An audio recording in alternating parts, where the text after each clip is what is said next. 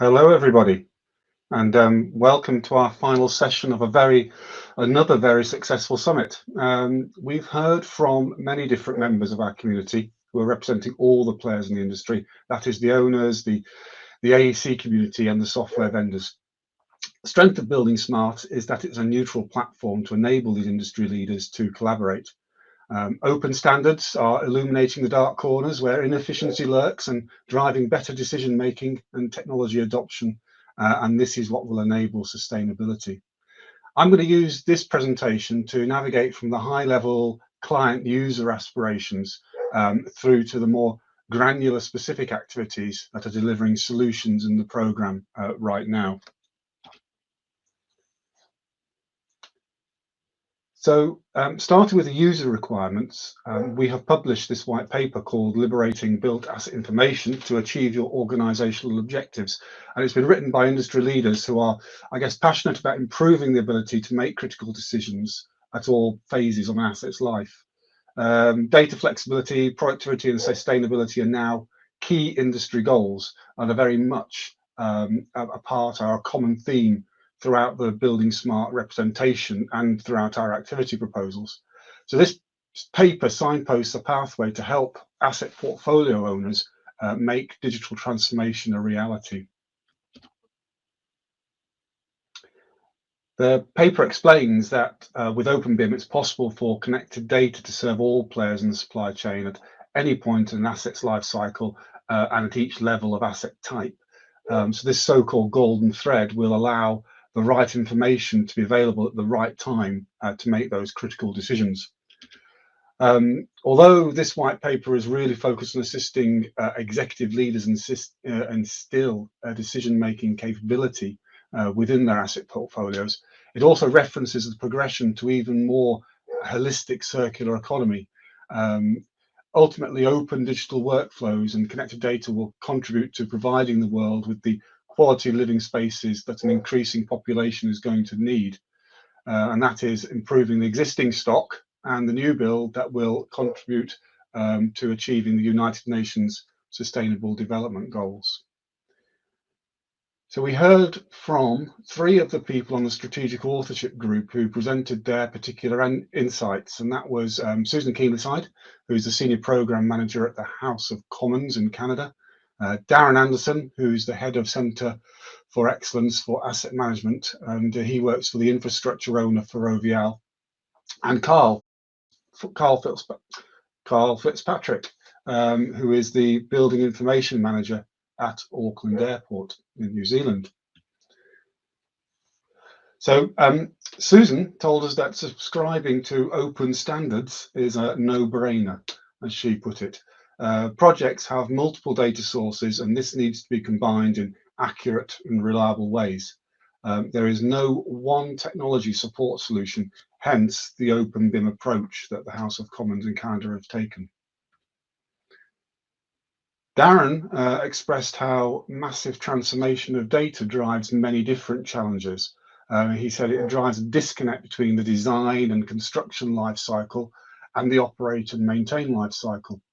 It means that the flow tends to be one way and that the amount of data flow is minimal and therefore not as useful as it could be for future life cycle activities. It also means that we cannot learn from the O&M phase about how the asset performed, and therefore we cannot reuse this information to make things more sustainable and robust. He emphasised that the solutions need to be addressed on a universal platform rather than an internal company solution. Carl explained how essential it is to be able to undertake capital planning as part of the airport's broader asset management strategy whilst operating what is effectively a small city. Making the passenger journey as smooth as possible by having access to the most relevant and trustworthy data is important.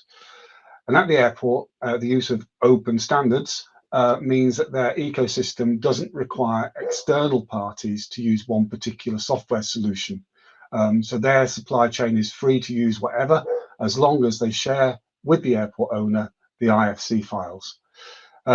the open approach is allowing supply chain to adopt and provide the latest technology, and they can provide it faster and easier so that the most up-to-date technology is incorporated into the new facilities. And this agility of technology adoption was a theme that came up in the panel discussion that we had during this session. Later in the summit, we heard from 3 members of the Infrastructure Room Steering Committee, and that is Isabel Gutierrez, Anna Niedenstrom, and Marion Schenkwein. And they gave us their views from the asset owner's perspective as well. Anna expressed the need to manage the past and the future and how hard it is to calculate the value of investment when the life cycle is not yet completed and when the information is trapped in proprietary formats. Trafikverket are moving from drawing documents and proprietary formats to models, databases, and open standards. And their data needs to be reused and refined. She also expressed how we think commercially about our assets is an important mechanism for unlocking improvement. So, for example, return of usage, she suggests, is a much better metric than return on investment.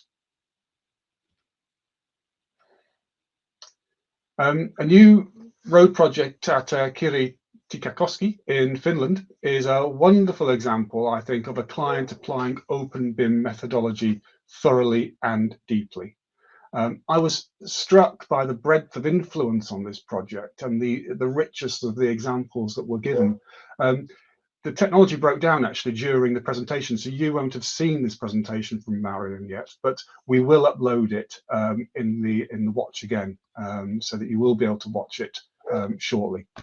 So the approach that this project took, that the Finnish Transport Infrastructure Agency took on this project, reminds me a lot about how one would install a lean methodology. And to my mind, lean and open BIM will only provide true benefit when one supports the other. So to deliver this project, they reshaped regulation. They rewired the contractual framework, and this is something, by the way, that we're going to address in our next asset management white paper. They rethought the design and engineering processes. They improved the procurement and supply chain management. They improved the on-site execution. They infused the digital technology with new materials and advanced automation, and they reskilled the workforce. Marion said that they very clearly saw that only by including all the disciplines were they truly able to get the most out of BIM-based design and construction processes. And she went on to explain that on a huge project, it's very easy for the role of one person to get lost. So they did their best to acknowledge the contribution of each person and how important they were to making it a success. And this reflects actually the sentiment in the white paper, liberating data white paper that I talked about earlier, of having a clear line of sight between the organizational objectives down to the person on the tools actually building, designing and operating and maintaining your facilities. So the net result on this project was that the design came in 6 months ahead of schedule, and the construction phase was 12 months ahead of schedule.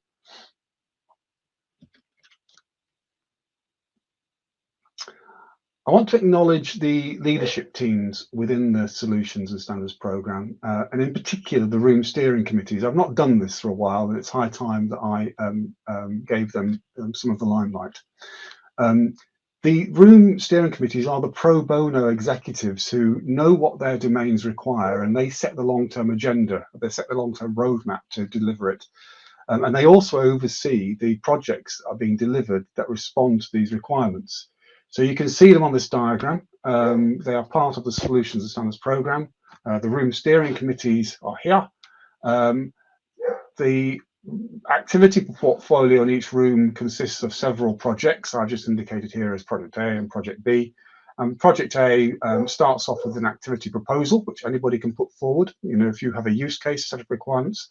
And that gets developed into a project plan, which has full funding and a team contracted to deliver.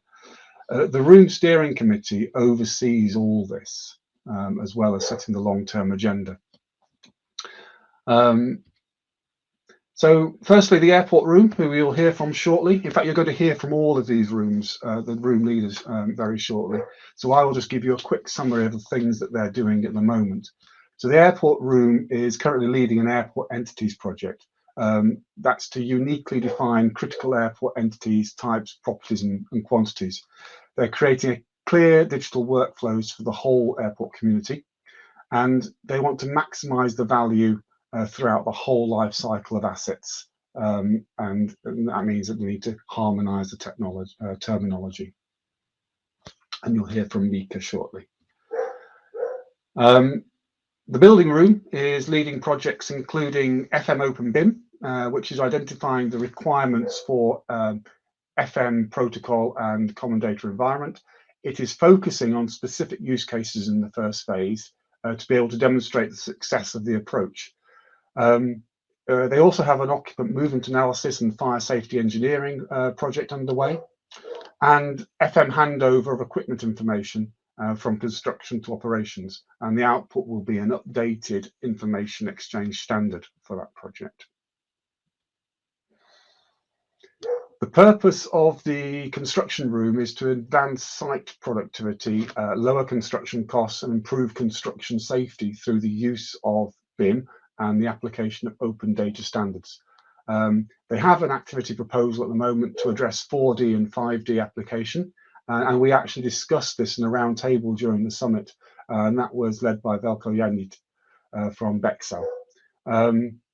That was primarily a discussion of the benefits of being able to easily access finance and scheduling measures through open digital data sharing. And it's available to rewatch if you missed it, as all these things are.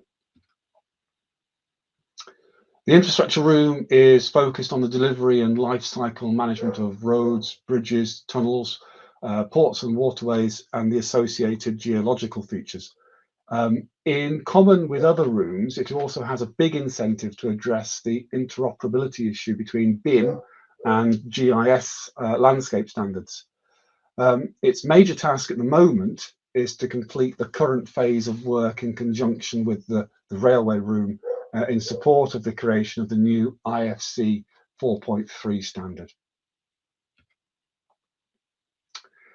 Now, the purpose of the product room is the development and provision of processes, templates, tools, and functionality to enable the robust and efficient use of product data, relevant third-party standards, classification systems, and other forms of structured content for Open BIM. They are still defining their roadmap.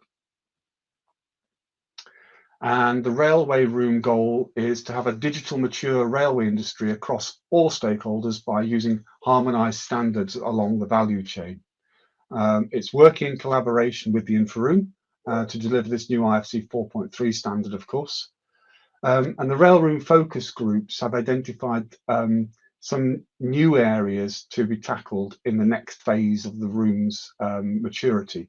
And these are best practice guides for business, software implementation, and the coordination with other standards. The regulatory room purpose is helping project owners and regulatory authorities benefit from the use of Open BIM.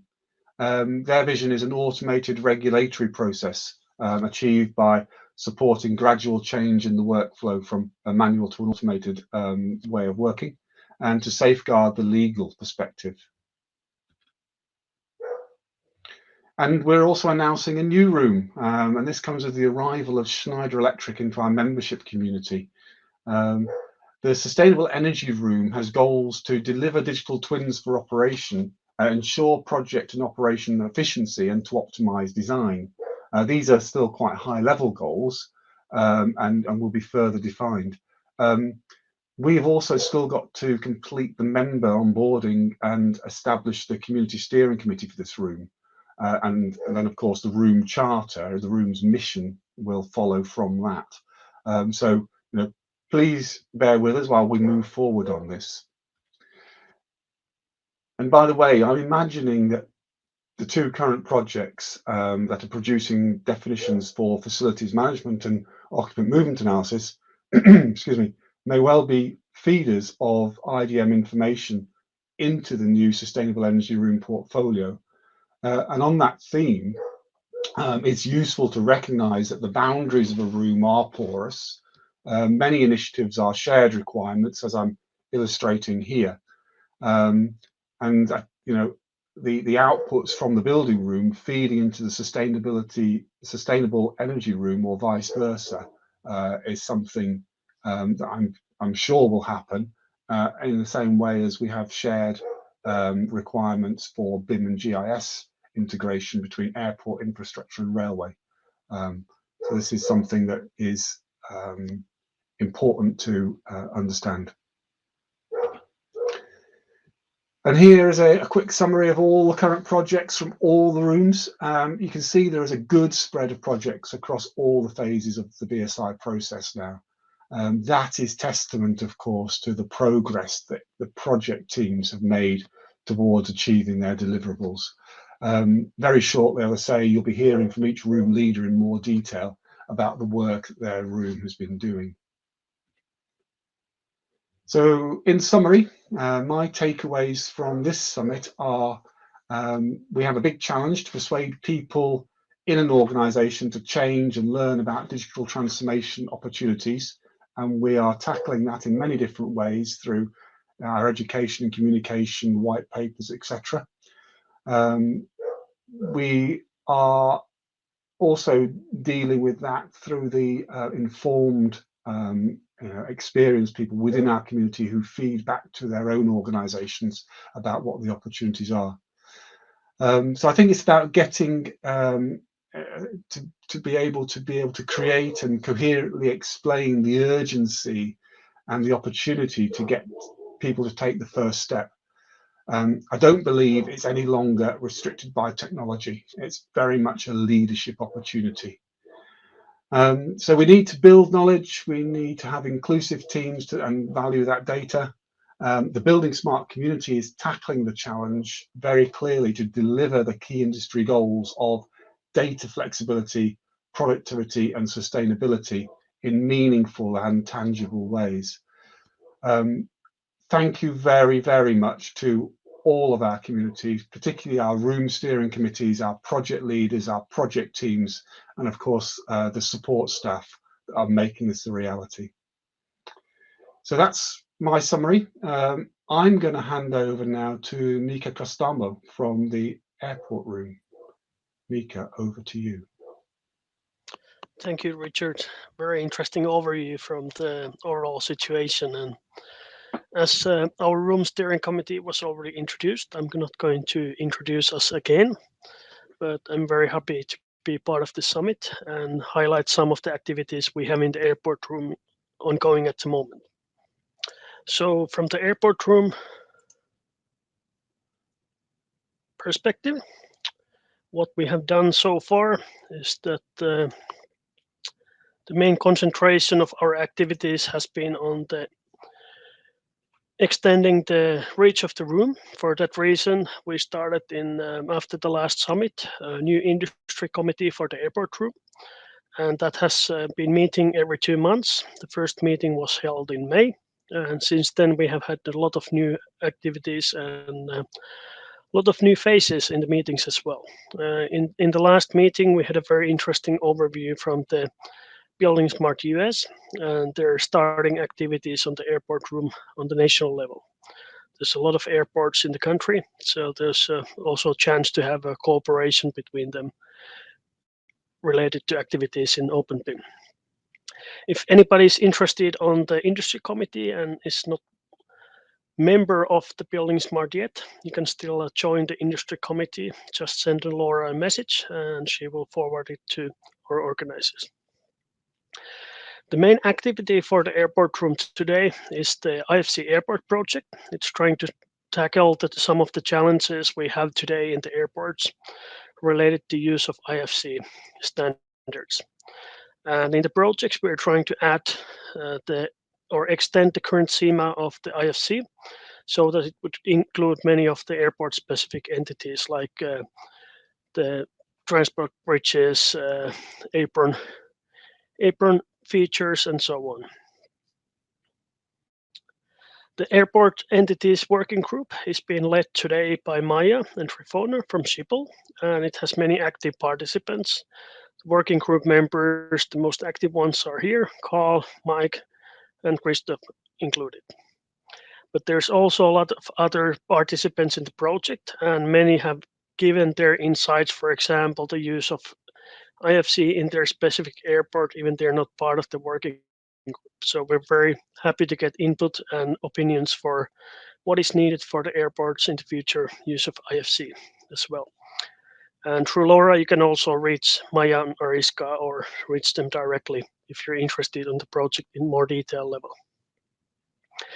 The airport entities project is currently also calling for sponsors. We have already in-kind contributions for the project from several airports and expert organizations within the industry. We have also financial sponsorship from the ETS, and we're also looking for others to invest in the project. So the work that we're doing today could be made faster, and the future IFC usage in airports could be reached a bit faster than with the smaller budget.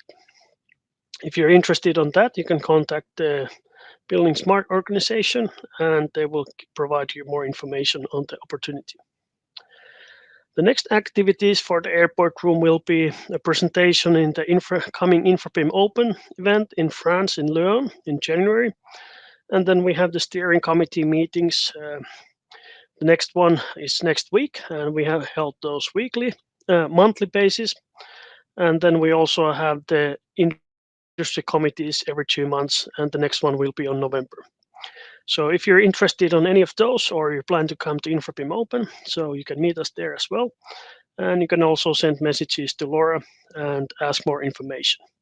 One of the interesting aspects for the airport room today that was already introduced in the presentation is that we're now planning to have the IFC airport integrated to the PSDD and have the opportunity in the future that the features and the objects and the property sets for the IFC airport-specific IFC entities could be downloaded or uploaded from the PSDD directly. That would make them a lot more easier to use than having them as technical decisions, technical definitions only. But that's on my side. Thank you, and thank you for participating in the summit.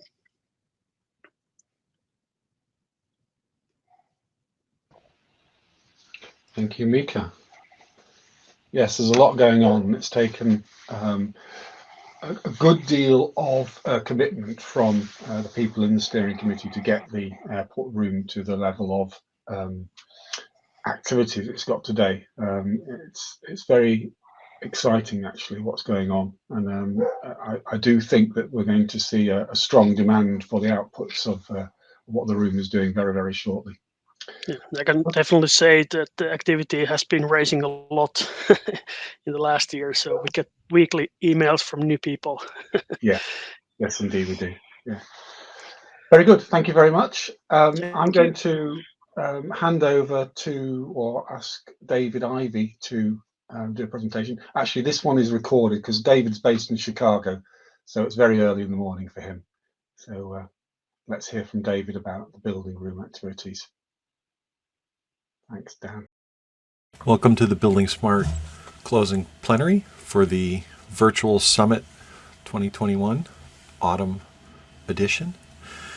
Just wanted to give a quick recap. My name is David Ivey. I co-chair the building room with Rob Roof. And we just wanted to update you on what happened in the rooms this week quickly in our sessions. We opened with the first session, which was just a bit of an overview, an intro and update by myself and Rob, looking over our roadmap again, which is now published on the buildingSMART website, as well as looking at current projects and their status in the buildingSMART approval process. So we're looking at several projects that are ongoing, looking at some new projects that are hopefully coming online soon. And of course, this session and all the others that we'll mention here are available on the Hopin app if you're a registered attendee.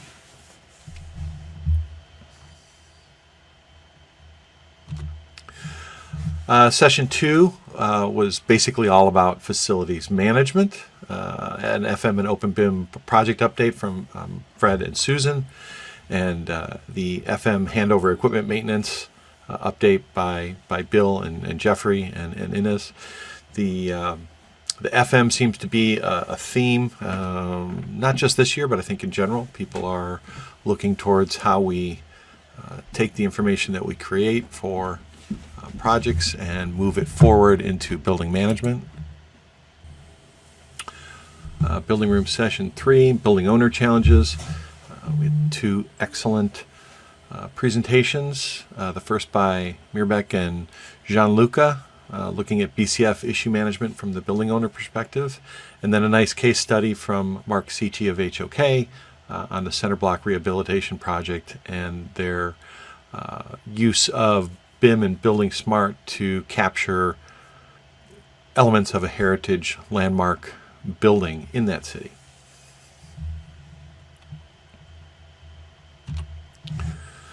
Building room session 4 was our panel discussion, mostly based around the case study of model-based tendering from Perttula. Updates for the building room and the IFC 4.3 infra room extension from Mirbek, Bekboliev, the German chapter, and of course the panel questions and discussions with Dr. Thomas Liebich and Jeffrey Willett, with moderation by Gianluca. And finally, we wrapped up our sessions for the autumn summit with MDV development for occupant movement and evacuation. It's a progress update. This project's been going on for a while. Jeffrey gave us a complete update on the design requirements and the IDM for the circulation and evacuation during the design process. We've seen updates on this project for the last several summits, and they are making great progress. And it's a very, very interesting project, both from the architectural and owner perspective. So that is it. As a quick recap and update for the building room, 5 sessions in and out, and then, like I said, they are on Hopin. And if you're interested in anything to do with the building room, feel free to contact myself or Rob Rofe. Get involved with the forum, the buildingSMART forum online, and we hope to see you soon in the spring. Thank you.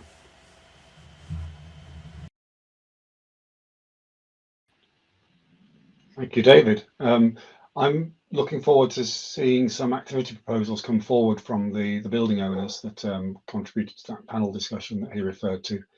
And I just remembered that I forgot that one of the potential feeders into the new sustainable energy room is the building energy modeling IDM that's been produced from the building room. So I'll update my presentation to reflect that. We now have the construction room. Ken Endo is going to present what the construction room has been doing. Ken's based in Tokyo, works for Kojima Corporation. So again, this is a recording. I am Ken Endo, chairman of construction room. I am very sorry we still suffer from COVID-19 and we could not meet each other physically. But I hope you enjoyed the virtual summit sessions and brought back big fruits from prominent speakers all over the world. To wrap up the meeting, I would like to introduce Construction Room's presentation briefly.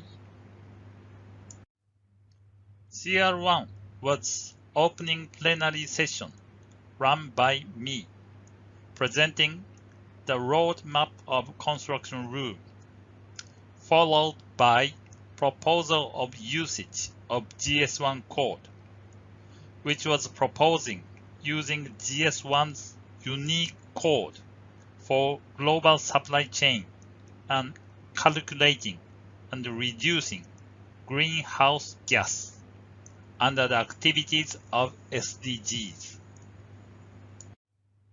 In Construction Room Session 2, Veljko Jaric from Bexel Consulting explained IDM, MVD for 4D and 5D and BIM process optimization.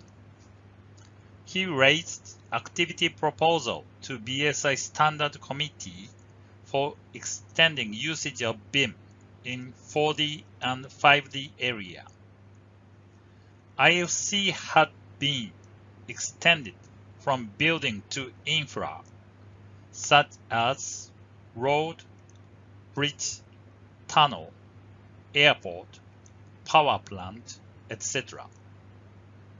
Now, Construction Room tried to extend the IFC and standardize 4D and 5D schema under his leadership. 4D and 5D properties should be interoperable between BIM software, and not only import and export the data, but also dynamically update date of schedule and cost by daily progress of the project. He also proposed to use use case management service to accumulate good examples of adapting 4D and 5D to the real projects. In Construction Room Session 3, Alexander Illich from Bexel presented knowledge-driven automated 3D, 4D, 5D workflows in OpenBIM environment. He proposed the state-of-the-art Bexel solution, which can create consistent workflow to combine designing and cost and time management. In CL Session 4, Yoshinobu Adachi from Kajima Corporation, he's a colleague of mine, presented with title of Towards IoC Schema and IoT Ontology Mapping. In his presentation, he showed us his feasibility study of mapping IoC schema and IoT data model ontology of Microsoft Azure's Real Estate Core. He explained the similarity of IFC and Real Estate Core schema and succeeded to map IFC data to Real Estate Core running on Azure. I believe it is only the first step, but the big step to familiarize to build asset data of IFC and Real Estate Core. And what is more, the great step to open the new era of using IFC as a part of IoT. In CL Session 5, Emil Abaspor from Omnicom, Germany, presented the way to digital construction management. He showed us the suite of Omnicom's digital construction technology and know-how. It is one of the best practice of use cases of construction BIM and combination of BIM and IT at the fields. Those are Construction Room's 5 sessions.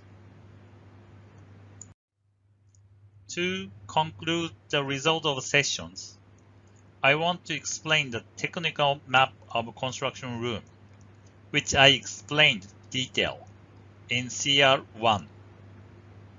I do not explain the map itself now. If you want to know, please watch the streaming video uploaded to Summit's website. The chart can be divided to 2 areas. bottom side describes the IFC schema, which covers building, road, railway, bridge, etc. And there are file formats such as IFC, XML, and RDB to make IFC schema to interoperable data. And now we have CDE, having API to connect to upper sides, IT, and IoT. Now, we, construction room, puts efforts to expand IFC to manage 4D and 5D and to secure interoperability of those data between BIM software or CDEs. Firstly, as the vehicle of Bexel proposed in his presentation, we need to create schema and IDM MVD for 4D and 5D. And soon after that, we need to extend data format and CDEs for fitting to extended IFC schema. So 4D, 5D BIM will have big potential to change recent BIM. And as Yoshinobu Adachi proposed in his presentation, IFC and IoT schema will unite and utilize together in near future. Now he proved that IFC was mapped to real estate core of Microsoft Azure. As a result, the connection between OpenBIM and IT, IoT will be much strengthened. And as Amil Abaspour showed us in his presentation, if use cases of AR, point cloud, with IFC are shared, much more in use case management services, we, construction site manager, can migrate them much easier than before. Those are the things which construction room works for. Finally, I want to announce 5th anniversary of CL. Construction room was established in 2016, and the first session was held in Jeju Island in South Korea. Now we have many supporters and friends in the world. I hope we will send valuable information and build consistent community in the future. I want to ask your continuous support. Thank you very much.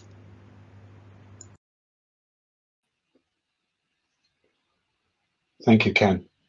The construction room, as he says, has been in existence for 5 years, and that's down to Ken and his commitment, and also to his boss, Kazumi Ajima of Kajima Corporation, who have really established the room and kept it going and brought lots and lots of examples of construction best practice to the buildingSMART community.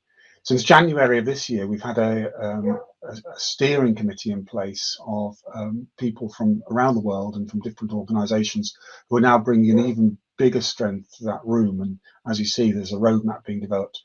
I'll admit to having a bit of a soft spot for the construction room, because when it comes down to it, what I like more than anything is to get my boots and my hard hat on and actually get out on a construction site. And all the other things that we're doing are great, but there's nothing better than actually touching and feeling the buildings and all the infrastructure that we're making, and being able to provide solutions that are going to enable those construction sites to be quicker, better, cheaper, and safer, I think is really, really good news. So thank you, Ken. Next up is Tiina from the infrastructure room. Morning, Tiina. Morning, evening. I'm fine, thank you. Yes, good evening to some people, of course. Yeah. Forget. Yeah. I apologise, by the way, if I've got backing vocals from my dog Floppy. He is in another room, but I think he's coming through. Somebody said. I'm having messages coming through, by the way, Tiina, on my Teams and other media devices, saying what an awesome job the rooms are doing. I can only agree, and we're not even halfway through yet. So let's hear a bit more about some awesomeness from the infrastructure room. Thank you. I will share now my screen. My name is Tiina Perttula. I'm the chair of the infra room, and like Richard just said, that I'm also really proud of all the work that different teams and project teams and individuals have been doing around these infra topics for quite many years now, and now we can see kind of the end, maybe the end of one era and moving to the next one. Sorry. Our agenda, we did have the 5 session overall, but the session number 3 was divided in 3 parts. So we had the 3A and 3B, which was the expert panel in different topics. But overall, the session went really well, and we had 2 kind of new type of sessions. So we did have the panel discussion session, and then we had the open BIM in infrastructure from an owner's perspective session as well. And then we had 2 sessions for the project, so the tunnel project and the ports and waterway project. But I have a short slide set from each of the sessions, so I will move forward. The first session, we had the example from our roadmap. So roadmap has been created a few years ago, and there's a different streamlines and kind of what should pay attention in this is that there is a lot of liaison between other standardization bodies, other projects. There is kind of completing and deploying ongoing project. There is the future potential project, and also the industry communication, and also the liaison overall, and these technical requirements. So very, very many different perspectives in our roadmap. But we track and report each of these streamlines regularly in our steering committee meetings. And then we have carried out a remote survey, but our aim is still, and the goal is to get closer with the industry and to have better communicate with them. So that's why we are proud to announce our local chapter roadmap workshop idea. We are going to pilot this first in Germany, but this is exactly the way we want to work together with the local chapters, and with the local chapters also the members of the local chapters. And then it is the large range of different industry. So it's the owner, designers, contractors, and kind of representatives from the country-specific items. Also, we want to have the BIM, maybe if the specific country has the BIM strategy in the governmental level, that should be also integrated to these workshops. But we are starting the piloting in Germany, so it's in the November. About a month still to go, and then we know more about how the pilot went. But we are super excited about these workshops with the local chapters, and this is how, if you want to get involved in your local chapter level, what do we offer is to help you to facilitate the workshop, provide a sample agenda, support slides and mirror board templates. We have already created these. then the template feedback tools, and also help with the feedback coordination. And what we see is that because these are local workshops, they should be driven by the local chapters. So we help only, we kind of help with kind of background. So this is something that we are doing together with local people. So please contact us to johnproctor@buildingsmart.org. And our aim is to support as many workshops as possible by the first quarter next year, and then gather the feedback from those pilot works or test workshops, and then see that if we need to improve them, or if the concept is solid and we can kind of copy that concept maybe to other rooms as well. But the one reason to have this kind of workshop is that IFC 4.3 is the huge change for the industry, and we want to promote that as well. Then the second session in Infra Room was the panel discussion session about the IFC 4.3, a software vendor's perspective. So this is, of course, one important piece in this huge puzzle. The recording, you can watch it if you find it interesting, and I guess that these discussion topics is something that is very important, because the BIM software are the one that consultant and contractors are using when creating the models, and how they support the IFC infra extension is crucial for us. So this was very, very good that we had this panel session during the virtual summit. But we covered the discussion topics that what IFC 4.3 schema development or scenarios panelists are engaged on or supported, how they have piloted imports or exports of new schema proposals, and describe their mid to long-term plans for supporting IFC 4.3 and the future versions or the coming versions once schema is ratified and certification available. And the discussion was very good, and kind of the participants share their perspectives on the effort needed to deliver valuable IFC 4.3 data model for the industry. So it was really, really good conversation overall. Then the third session was the IFC tunnel update. So the project management point of view, they are now kind of focusing on the year 2020. So what will happen next? So for example, the budget-wise, it's in progress still, but there's a lot of collaboration between the different tunnel associations. So it's not only that we are doing something in our BSI silo. No, we want to be involved and engage with as many kind of tunnel experts worldwide as possible. Then the domain team, what will be the next step? So the taxonomy is now ready, the requirements is ready, but now they are going to focus next about the exchange requirements. So the testing instructions, scenarios, and data sets for the next year, 2020. And for the technical team aspects, they are kind of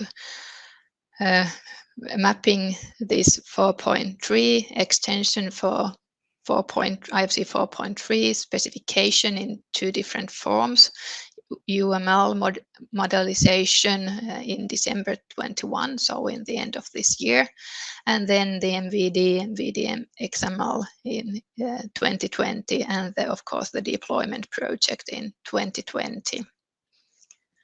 And like I said in the beginning, the IFC tunnel project had a 2-expert panel during the virtual summit.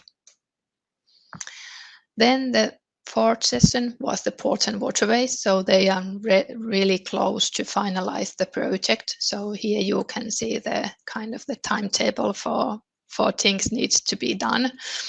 So it's kind of full release of reports is in few days. then it's the review period, review deadline, and then the final reports are completed in November, and the project ends in November too, and it will be submitted to SCT and SC.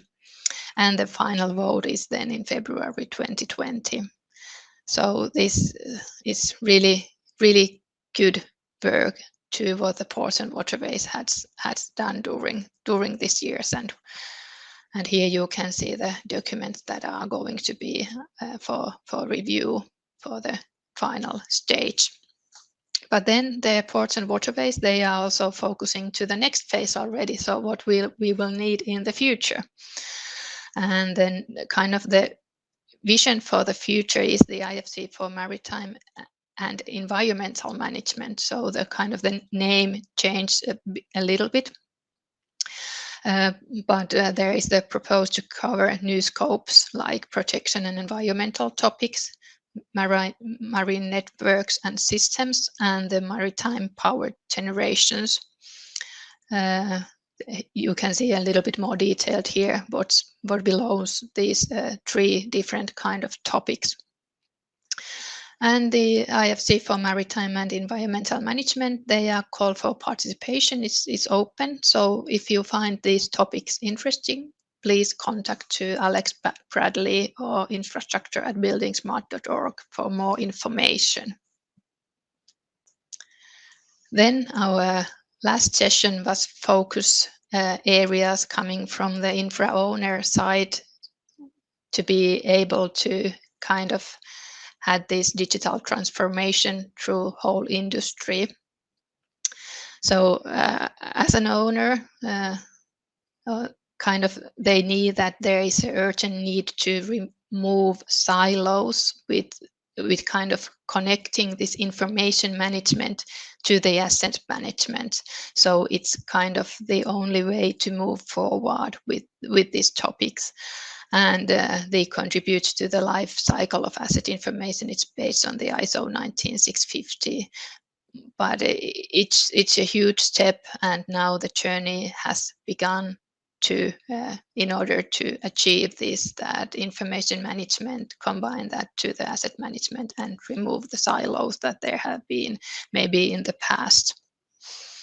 Why it's important to the infra owners, why they need BIM, is that as an infra owner, they want to improve transparency and how to manage the overall information coming from the project or the maybe the maintenance phase, or information is coming a lot of from different places and in different format. They want to manage the information. They see the value and the effects of the transformation, and the first steps has now taken. But kind of these in the left side is kind of good high level goals for need of BIM or need of digital information, better digital information that is machine readable and can be used in many maybe use cases and in many different also tasks that as an infra owner they have to do. Then shortly about the organization or the steering committee, how it looks like. So here you can see the member of the steering committee, the project steering committee, and also the project that has been done under the InfraRoom umbrella. So the green ones are already kind of finalized project, and the light greens are still projects that are running, but Ports and Waterways is really close to end, so it will end in 1 month. And then of course the blue box down here is the infra extension deployment project that we have been focused a lot in the past years. Here you can see kind of the introduction for the IFC 4.3 standards, what has happened in the past.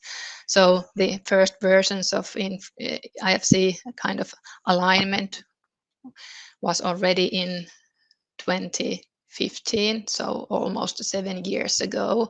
And maybe this vision was kind of the vision was created in 2014 2014 already, so almost 8 years ago, and it has been a really magnificent journey. So a lot of kind of domain-based project.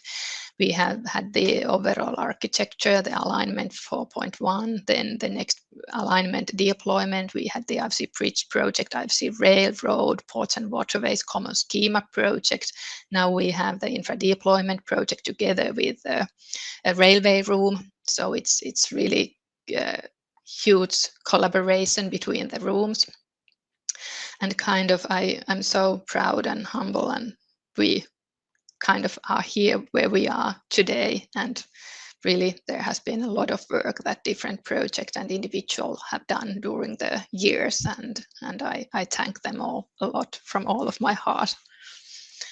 Then maybe the next stage is also interesting for you. So how this will become to the ISO standards, and kind of the next steps is now that in the end of this month we are ready for submissions for kind of the preparation phase for the BSI preparation documents. So we will hand over the deliverables to this kind of next phase, but the submission to the ISO is then for ISO preparation is in the beginning of next year, and overall the ISO process take approximately a year. So then this will be published as the ISO standard, these infra extensions.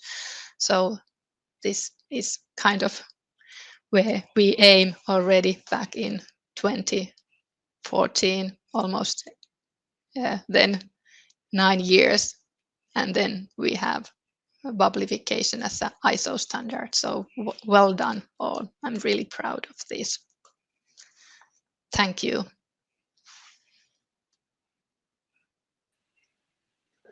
Hey, Tiina. Thank you very much. There's a lot going on in the infrastructure room, isn't there? And I mean, more than you might see at face value as well. I mean, there's the whole range of things from defining those client requirements, and you've got a really good team now that understand the client requirements. And then there's the real useful deliverables that are going on, you know, in the projects. And these projects, by the way, everybody, are, you know, projects that are managed in a way that you'd expect a project to be managed, against a proper project management plan, against a proper project delivery process, with, you know, professional project leaders and technical staff. It's a big task actually to oversee the program of activities that are in the infrastructure room. And I have to say, Tiina, you've been the chair now for 4 or 5 years of the room. Yeah, approximately 4 years now. I just want to acknowledge actually that you bring a calm, sensible maturity to the proceedings. Sometimes it can get quite passionate, can't it? You are the one that manages to keep them on the straight and narrow. I don't expect you to respond to that, by the way. I know you come from a country where being humble is a national characteristic. So, but it is a you know, a big factor in the success of the room, I have to say. I think it's also interesting that for an executive committee in an engineering or technical environment, how many other organizations could claim to have almost a 50% diversity? And what I mean by that is, you know, almost an equal number of men and women on the board. Yeah, and it's a good question, but we do have it. We have. I had the statistic from InfraRoom in our opening sessions, and it's 40% of female and 60% of male. So it's almost equal. That's what makes me happy too. There's many things to be proud of. Yeah, there certainly are. And I'm certainly very much looking forward to some of these new activity proposals. You know, once 4.3 is finished and getting on with. I mean, there's plenty to do. The infrastructure environment, there's so much to do, and this integration with the built environment as well is. You know, it is, really a big topic. And also what I like to highlight once more is now the workshops with the local chapters, because if we want IFC 4.3 to be implemented for the industry needs, then we have to be there where it really happens and promote it, that now it's usable. You can start to use it and test in kind of normal infrastructure projects.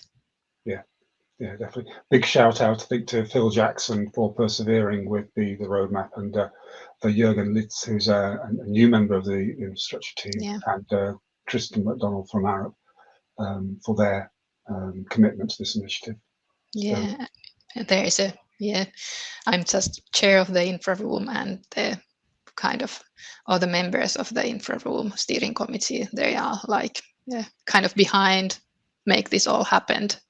So I'm just one part here, kind of.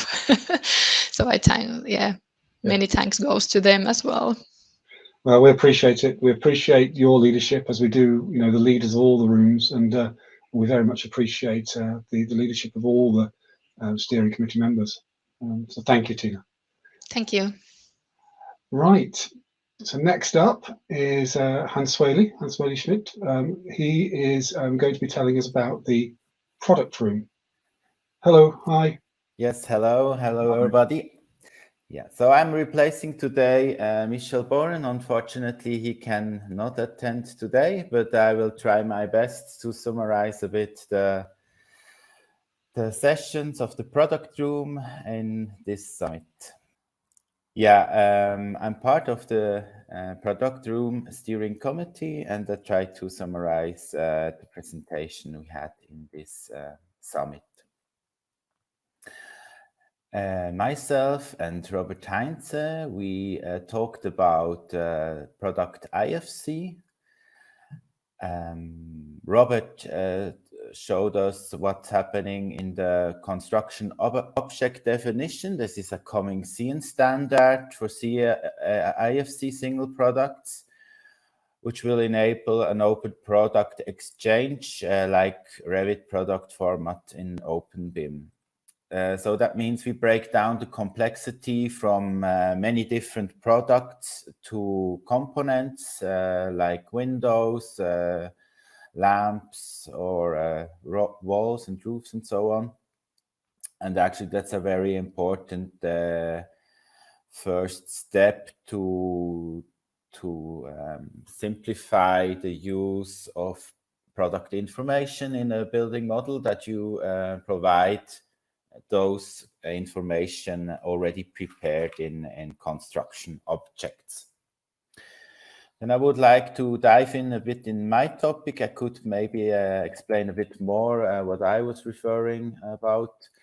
So the product room is handling the product information, which the products go then in components and then in buildings. So before we talked about the components, which really break down a bit the complexity of all those different products. It allows also, the components allows us to make first analysis in early planning stages, so we can choose different systems in early planning stages and then make first optimizations. The first optimizations in early planning stages are the most important.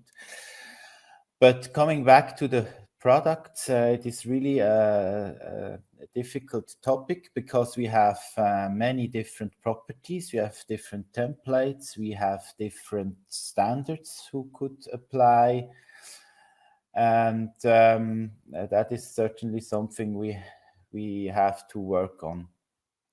So the properties of building materials have influence of the performance of components, and those performance can have different expressions in these 7 basic requirements for buildings. We see here the different requirements, and we focus now on the sustainability and durability, because this is a pretty complex topic, which actually without digitalization is not very easy to handle, and we would like to simplify that for the user, that it could be better applied. Why we do that?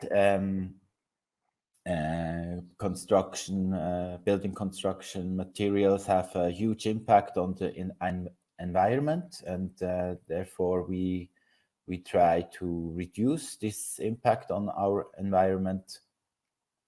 So far, mostly buildings have been optimized for the use stage, the operating phase.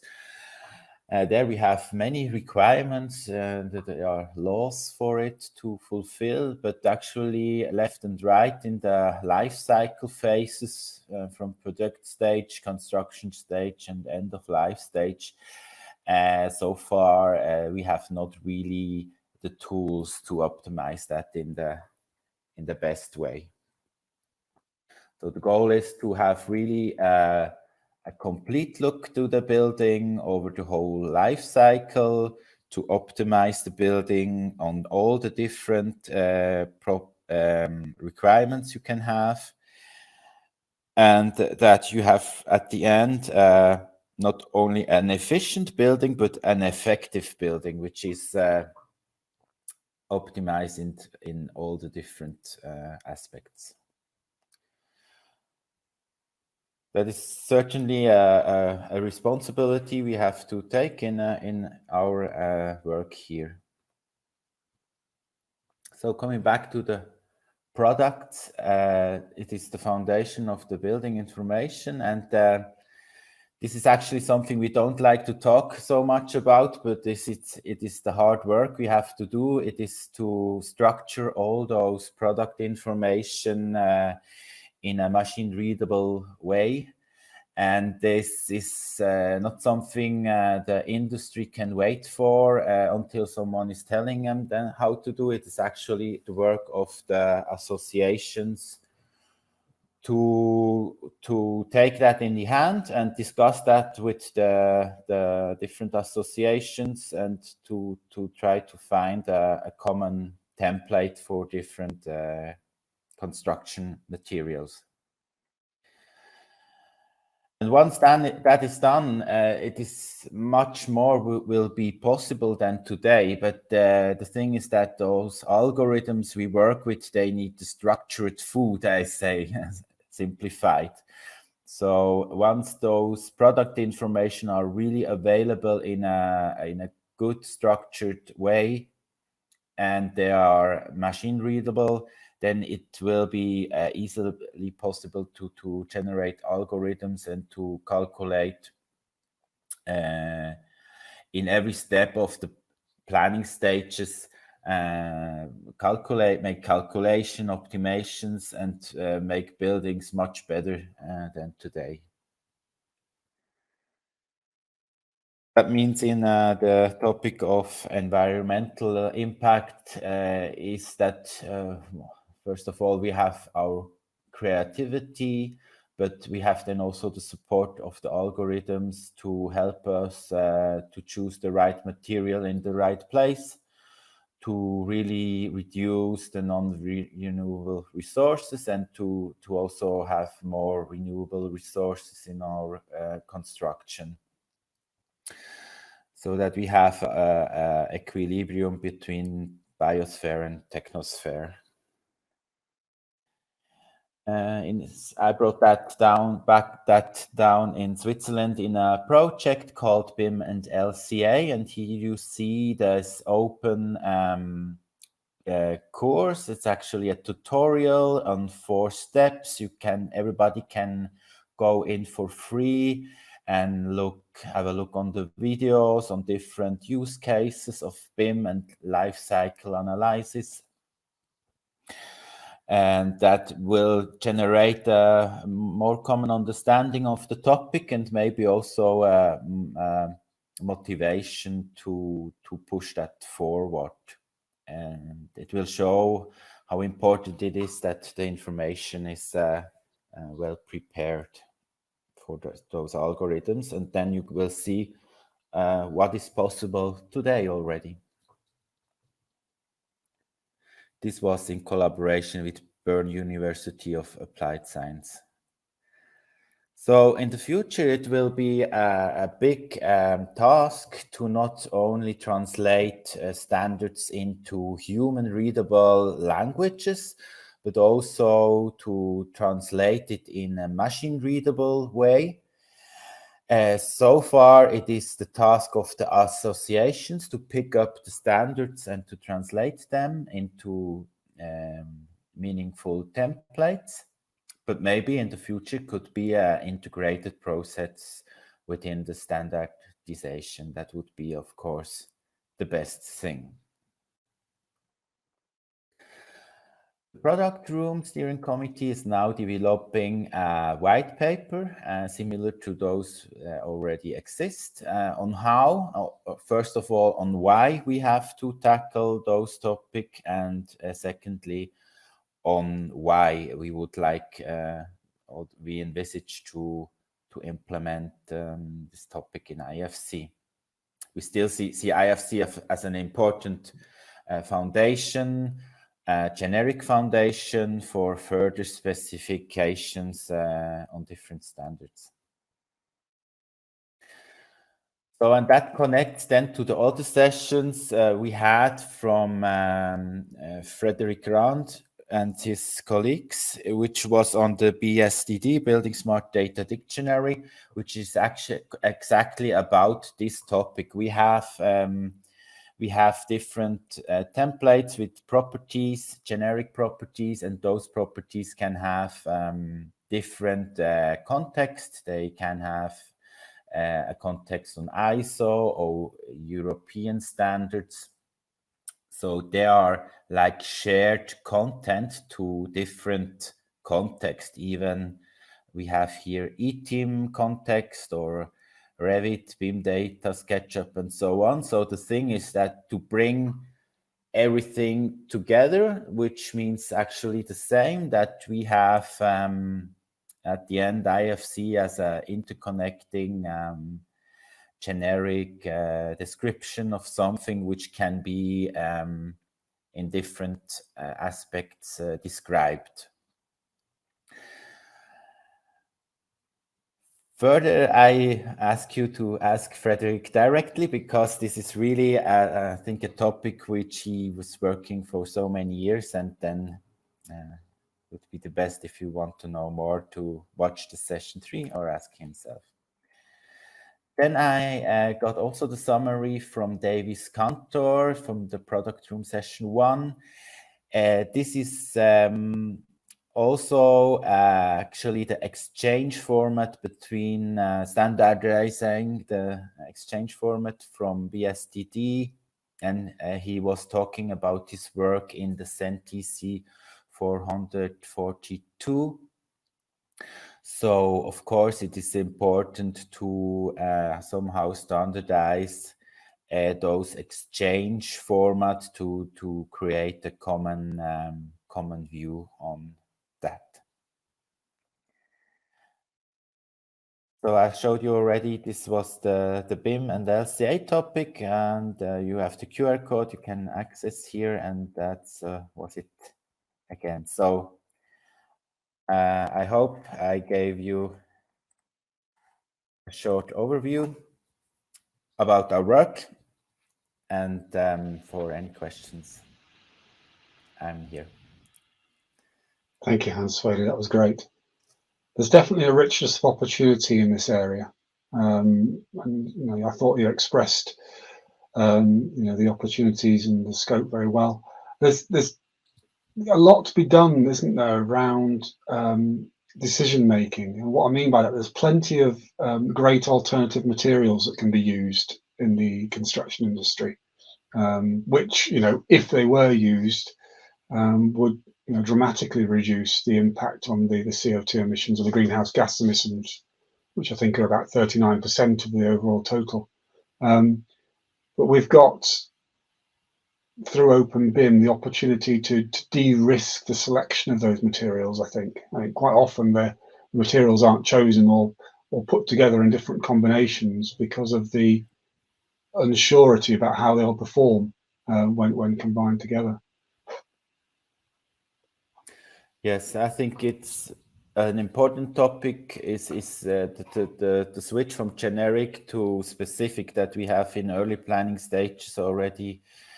Generic information which can be used for certain first assumptions, and then going more in detail, and that this switch is smooth, because you will always have generic at the end. So it's never only generic and never only specific, and that somehow has to be organized. And I see an important responsibility in the associations that they really work also on those generic information, because they are the specialists and they can say what the performance are of their products. Yes, indeed. Well, certainly the product room is increasing its activities and starting to define its roadmap, and that's great. So thank you, and thank you to the rest of the leadership team for making that happen. Thank you very much. Okay, I'm going to ask Nick Nisbet from the regulatory room to come forwards now. Are you there, Nick? Hi. Hey. Hi. Thank you. Let me share my screen. Yeah, get yourself comfortable. I've had a message from somebody in the Nordics that they're eating their lunch while watching you, so everybody's relaxed. Okay, so thank you for the opportunity to let me summarize the work of the regulatory room, both over the last year and in the summit. We did 3 presentations, which were all well attended. The first one was a positioning introduction, and I and Franco Coyne presented the regulatory room and its ambitions, and in particular how we are evolving. I think we were founded in 2014, or started in 2014.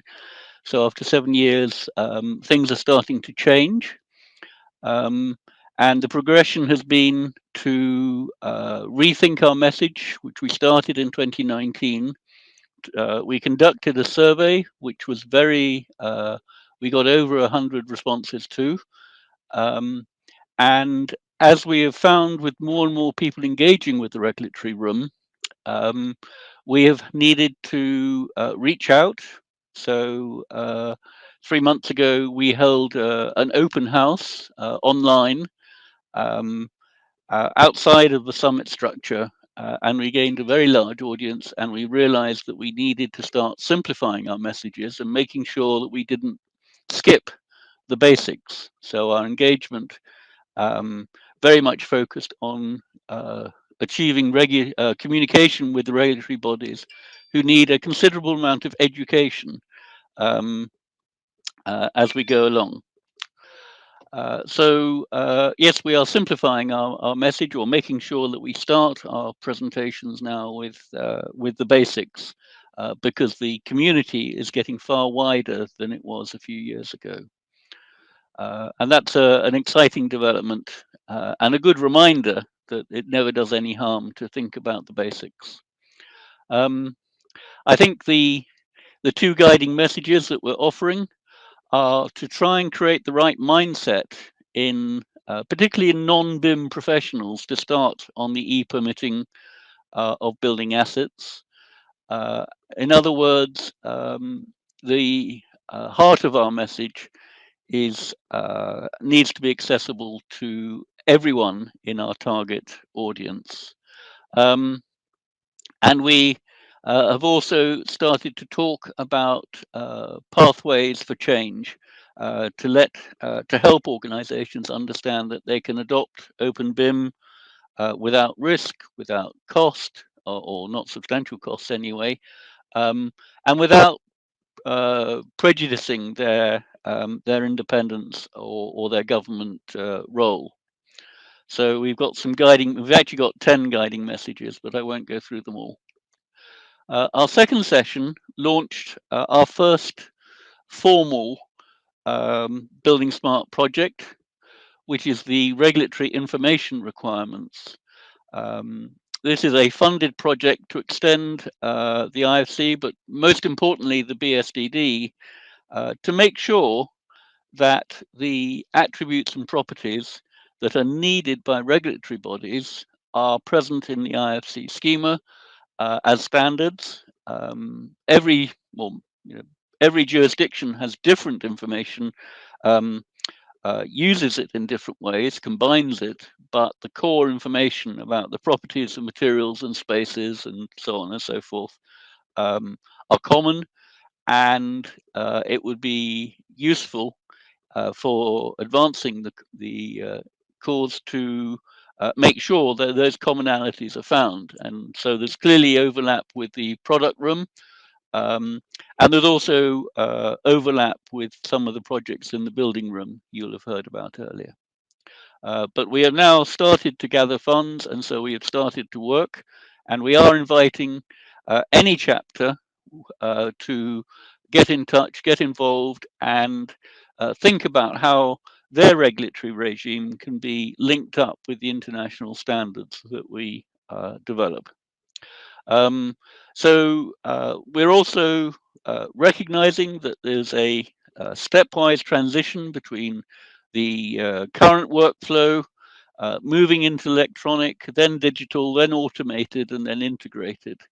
So we want to standardize the information requirements to help the authoring and the utilization of OpenBIM for compliance.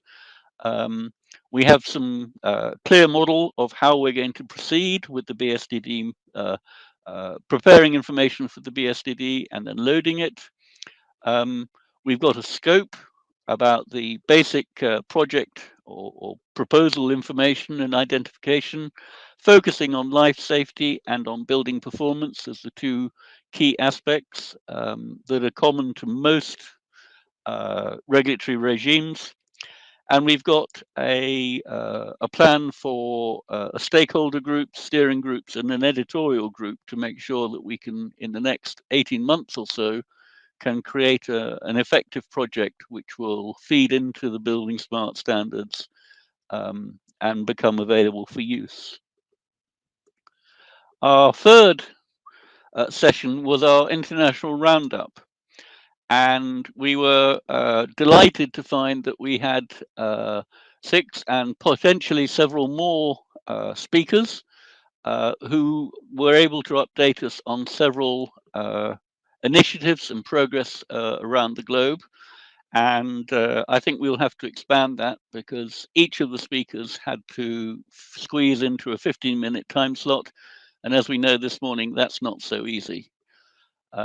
But to summarize, Denmark's have a program called BART, which is a joint government and industry implementation. And the interesting thing about that presentation, if I can pick one detail out, is that they're working with a bottom-up mindset. They're trying to work upwards from the project level to make then local allegiances and make local change and then in the hope that it will propagate outwards to the whole industry. So that was, I think, an interesting approach, but it is being backed up by good industry research, and I've highlighted here the automatic rule checking executive summary that they made earlier this year. And the summary is certainly in English. From Austria, we heard about an EU-sponsored project called Breeze, which is working with the city of Vienna and buildingSMART Austria to look at the mechanisms of OpenBIM submission. Many aspects to that, and I've picked out only one, which is the use of IFC to represent the constraints on the site. So rather than, or alongside the formal zoning and volume regulations, we have the regulators are generating a reference shape or model which can be clashed against any proposals to identify if the site boundaries and limitations have been broken in any way. So that's an interesting use of IFC both on the regulatory side and on the supply side. Okay. The Norwegian presentation took a slightly longer view, as Norway is now moving into its second generation of public service automation. Some early initiatives are now being retired and moving into a tighter level of integration, including regulation and, in particular, the consultation mechanism, which is using GIS databases to make sure that the public is aware and can connect with proposals as they are made. So rebuilding from an already quite sophisticated system into a second generation. We heard from Chile, which was also subject of one of the main stage presentations. And here, perhaps not strict regulation here, but they were making a process for social housing approval. That the Chilean agency responsible for social housing is setting up a process where the developers can submit IFC models, which can then be checked for compliance with the ministry's expectations, and the results presented to reviewers without them necessarily being aware of how that review process is being achieved. So that the reviewers continue to see results from the automatic assessment in a business intelligence dashboard and a report from the model. The Korean presentation ranged over the KBIM project, which we've heard from and heard about on several occasions. But of all the work that's happening there, I picked out one aspect, which is some real goals, a 50% reduction in permit documenting time. Currently, they reported it as being 150 person days. They want a 50% reduction of that. They want a 30% reduction of the actual processing period from 1 month to a maximum of 20 days, and obviously potentially even less, and a 50% reduction in the time to analyze energy performance characteristics. So with 7 days for verification and 2 to 3 weeks of processing, they want to take that down to a maximum of 10 days. Such goals would be interesting in themselves, but of course the other part of it is that the KBIM toolkit is starting to deliver on that automatic rule checking using an integration of AI and rule-based technology to identify the issues with building codes. The last presentation we had was from Singapore, where they presented their built environment digital roadmap. And you can see that almost on a yearly basis, there are initiatives that are building on the open standards and the guidance and the software infrastructure around open standards to make sure that the quality of the information and the regulations is ready to meet the regulatory challenge, with a target launch date of 2023, 24 months away, 25 months away, of Cornet X, the next online regulatory checking system. But to understand all the steps along the way was very, very interesting, and how it links up with other aspects of the built environment planning, such as design for manufacturing and assembly, and the whole city models that are in use in Singapore. So a very wide range of approaches around the world, all fundamentally built on a belief that open BIM and increasingly interest in open rules to create systems that deliver value in that connection between government regulations and industry proposals. And I think increasingly the regulatory room is being seen as the forum for that discussion, since so many of the fundamentals are the buildingSMART open standards. Okay. Does that provoke any questions, Richard? Nick, hi. You're absolutely right. It is being seen as the forum, you know, these days. You and the team leaders have persevered long and hard on this, and before you, Aidan Mercer and Inhan Kim did as well. Until recently, there hasn't been a lot of commitment from regulators, just from passionate people like yourself. But now we're seeing, you know, countries such as Chile and Finland and Estonia and Scotland committing to, well, at least endorsing the approach. And you said something at the beginning that it's a lot of it's about creating the right mindset in non-BIM professionals, and that was something I dwelt on a bit in my opening presentation as well. It's about being able to communicate clearly the benefits of this open BIM approach, which is what you've been persevering with, and which is what is now starting to generate enthusiasm and commitment. Our contributor from Chile, I think part of their driver was they couldn't afford to buy lots of different software, and therefore they had to go down a universal platform route, an open BIM route, which was, I thought, an interesting take.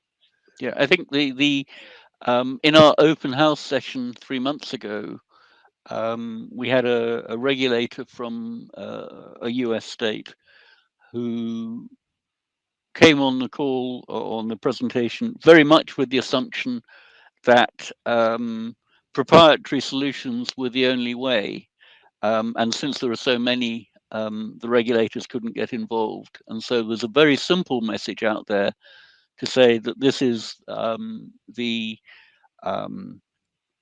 non-proprietary route that governments can engage with industry. Yes.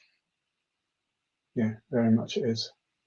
And doing that industry survey early on was useful as well for capturing requirements. And it did two things. I think it brought in information, but it also made people think about the, you know, the opportunities that a buildingSMART solution could offer them. So that was innovative, yes. Inspired, perhaps is the word I'm looking for. Yeah. Well, one lesson we did learn is that it was incredibly beneficial to translate the survey into other languages. That there are very large swathes of the world and the developing economies where material in English isn't very accessible, and whilst obviously the language of standards is English, I think the way we communicate it, we must always think to whether we can't support 2, 3, or 4 other languages, just to make sure we don't isolate ourselves simply because the technical language may be English. Yeah, definitely. You also referred to the use of the buildingSMART data dictionary and how property sets are now being input into that, and that's what something that the other rooms are doing as well. Actually, is it's not so much now about extending the IFC schema; it's about capturing that information using the new tool. And that's not something that I mentioned in my presentation today. It's something that Leon explained at the beginning of the summit, that we've got this new buildingSMART data dictionary. And the other service that we offer is the use case management service, which is where rooms and projects could input their requirements or even harvest the information that's in the use case management service for understanding what other use cases are already existing, what requirements are already out there. I know that you have been a proponent, if you like, of using the UCM and the BSDB.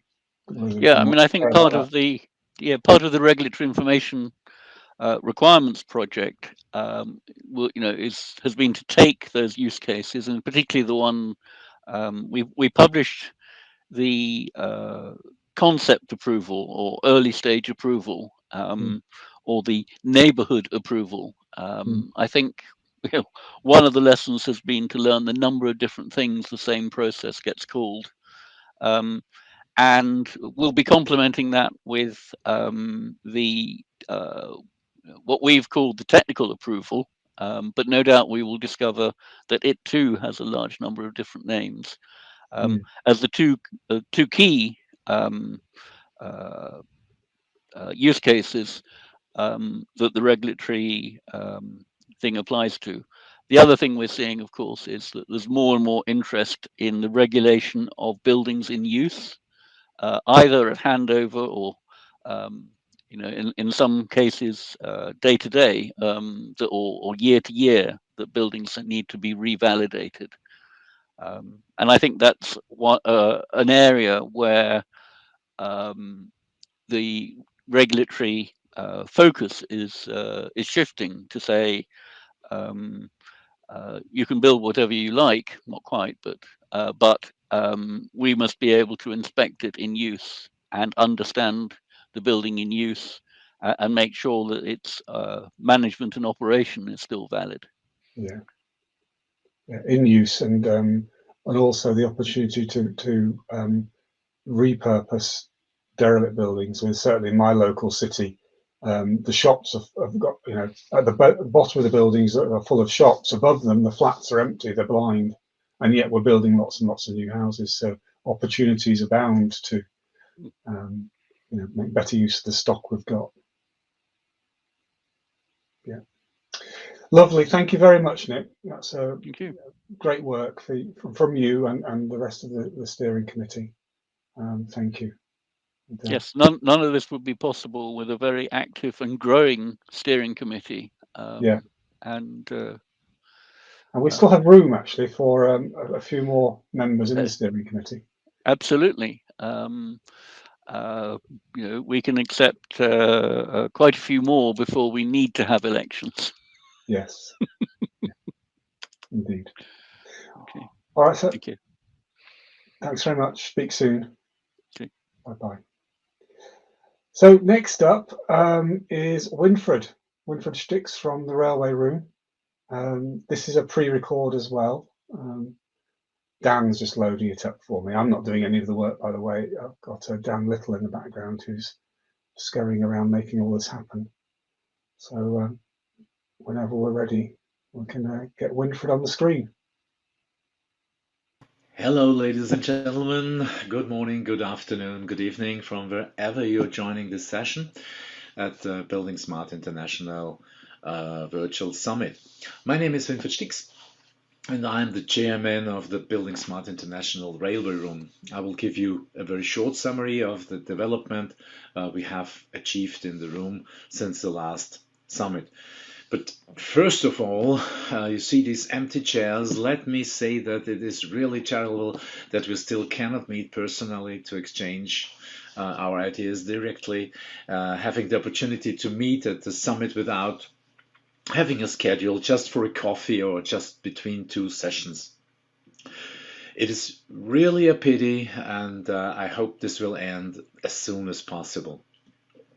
so that we can climb the next summit again hand in hand together. Well, in the last 4 to 5 years, we have worked a lot with domain experts from the rail business, technical experts, and IFC and standardization experts to get all the requirements of the rail stakeholders done. It was very efficient and, let's say, groundbreaking in that context.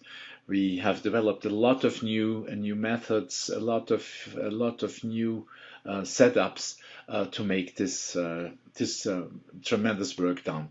So thanks to all who contributed to that work. And this effort has paid off. You can see here some pictures of software, of implementations, test implementations, prototypes that we have achieved while our testing sessions in the rail context. We have worked very much and deep with software vendors to make sure that the standardization work we have done so far is implementable to different software suites.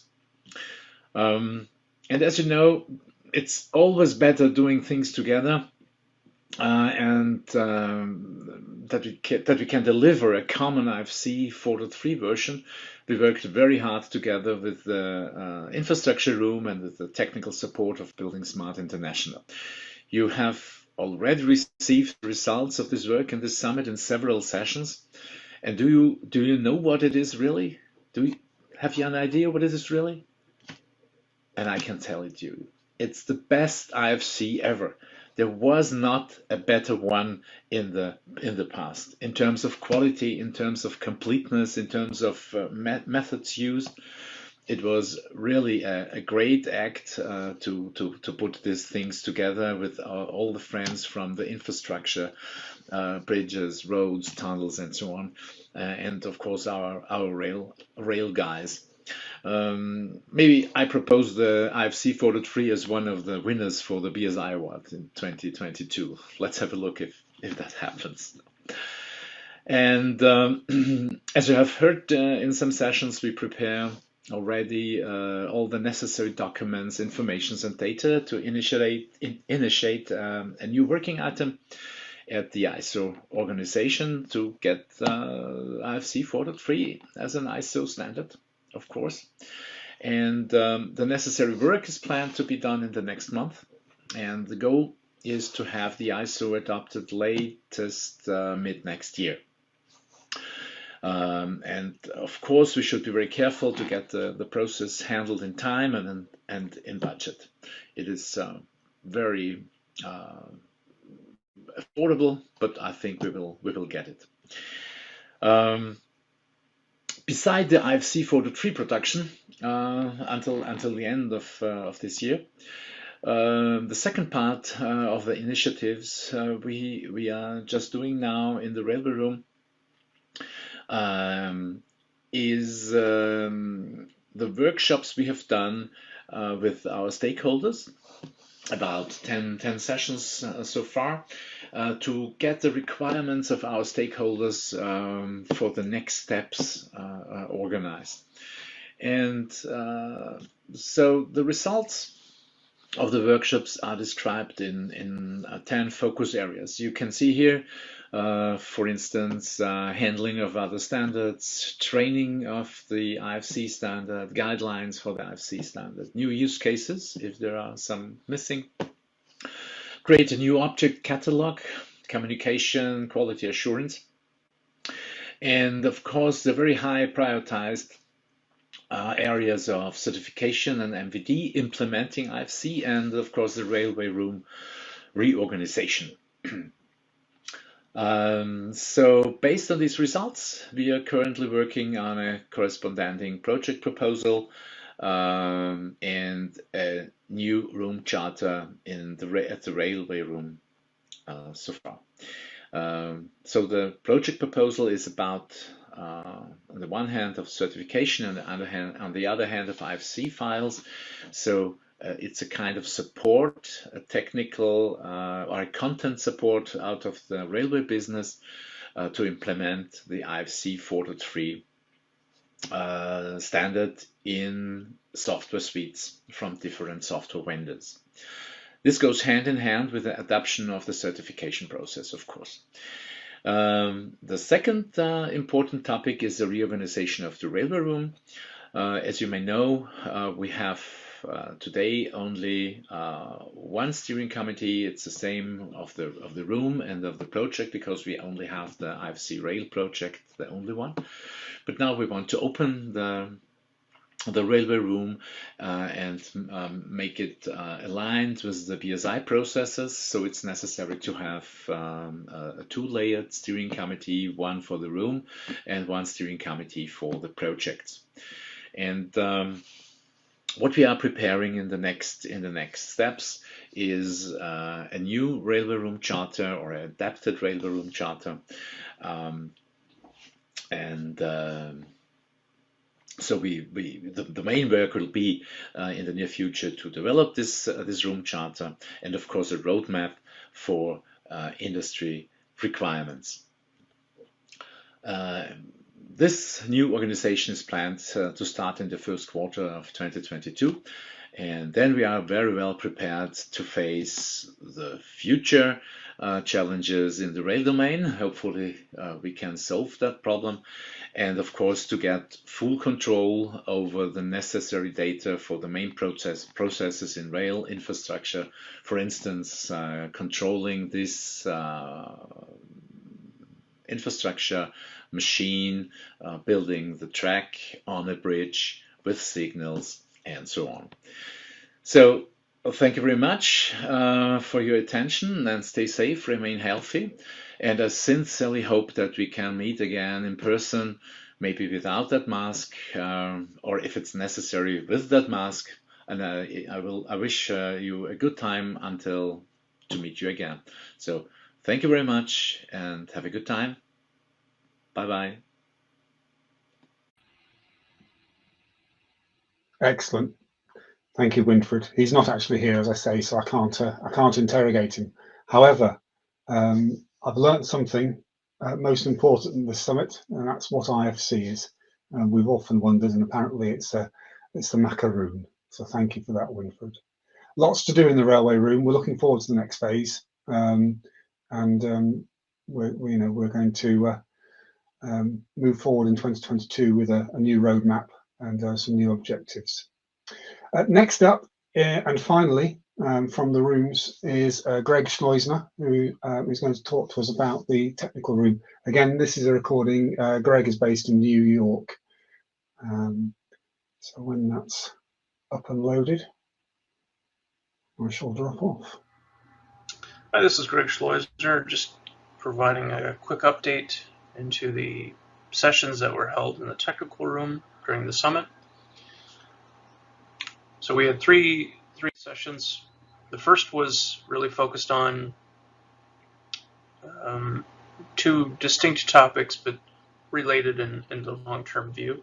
First was around Regolo, which came out of efforts in the rail room to come up with a means to check IFC data, both from a international perspective, from a compliance, and from a user perspective.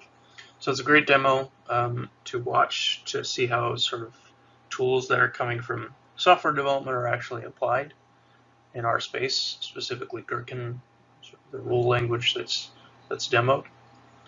And then I personally gave the second session around looking at how IFC can be advanced to embrace design workflows, and specifically around the fact that a simple way of saying this is thinking about IFC as, or design data as source code, and what that means for, and ramifications around IFC to make it simpler to link and bridge across multi-representation, multi-owner sort of different needs. So that was day one, and I encourage you to go back and watch these sessions. It's the benefit of the recordings of these. So second was, I would say, loosely grouped around JSON and JavaScript, but there's some nuance in each one of these. So the first one was from Dennis Sheldon and team on the IFC JSON effort, and so they showed a series of demos and of using the tools, working through examples of using Node-RED and then Grasshopper, and then looking at future states of the JSON standard and how that might integrate into other projects, things like Speckle or how IFC.js or others might work together. I think the follow-up on this is a probably sort of a broader discussion about these things working together. Then we had presentation on IFC.js, which JSON is the sort of representation of the data. JS is JavaScript, which is the programming language for the web. So the presentation mostly focused on the simplicity of the approach they're using, simplicity and power of the approach they're using in making the library, using sort of very modern concepts like WebAssembly to make the browser fast. And then a series of examples and demos were shown on how to do that. And then forward-looking work was shown on actually editing IFCs. I think it's important if you're interested to watch this presentation, because there's definitely a call for participation that is has a very low bar, but if you're interested, you can take part. And then the third presentation was on the building habitat object model. This is focused on work that initially started at Bureau Happold, but has expanded outside to develop a object model that's quite modern and really has a one-to-one, I think, a one-to-one mapping with the data model and makes movement between tools quite efficient. But the point of the presentation from the buildingSMART side of why to show it is to really expose others to ideas about how different object models are constructed and how that might influence IFC in the future. But at the same time, just if there's ability to get alignment between IFC JSON and the BOM, there's certainly opportunities there. And it's specifically interesting around the fact that a lot of engineering concepts or analysis concepts aren't necessarily well represented in the object model within IFC, maybe partially, but maybe not fully fleshed out in their representation. So it's great if you're interested in sort of looking at different data models.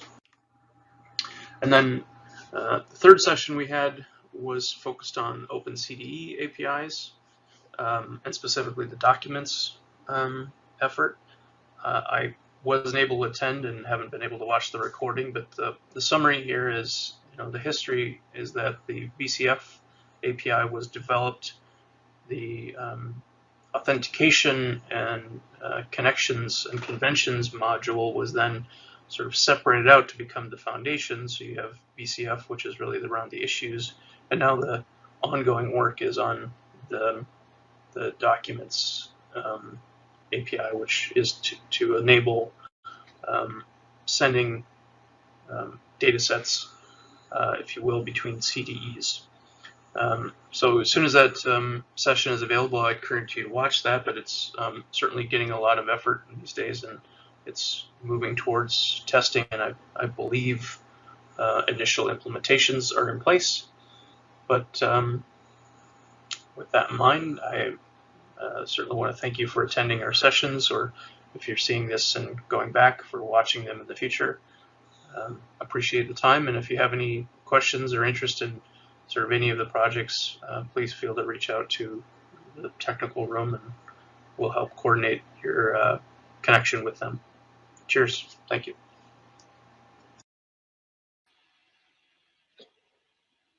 Thank you, Greg.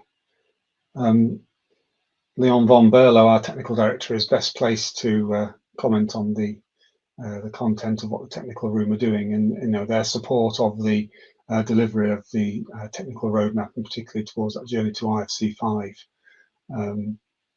So I won't say any more about that now. What I do want to say is, obviously I've thanked the room leaders, the steering committees, the project teams, the support staff, the international project coordinators, who are the part of the Building Smart Management Office that support the rooms and help them to be successful.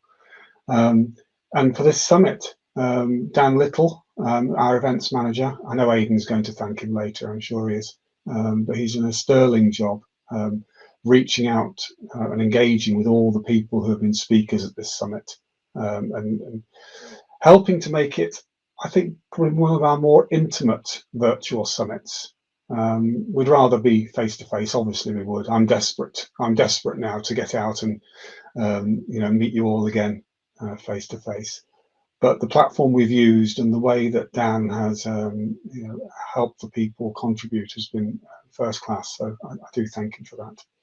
And of course, Aidan for creating the summit, the overall strategy and portfolio. So it's not just the platform that we use; it's the content that we've got and the caliber of the discussions. So thank you, everybody. That's me signing out. I'll hand over to Aidan.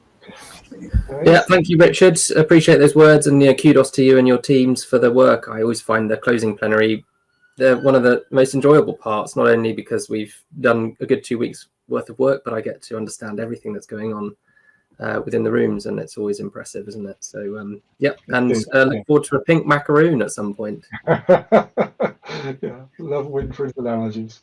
Yeah. So thanks, Richard. We're going to now just go to the final part of the closing plenary. Hopefully you can see my screen. Let me hide this.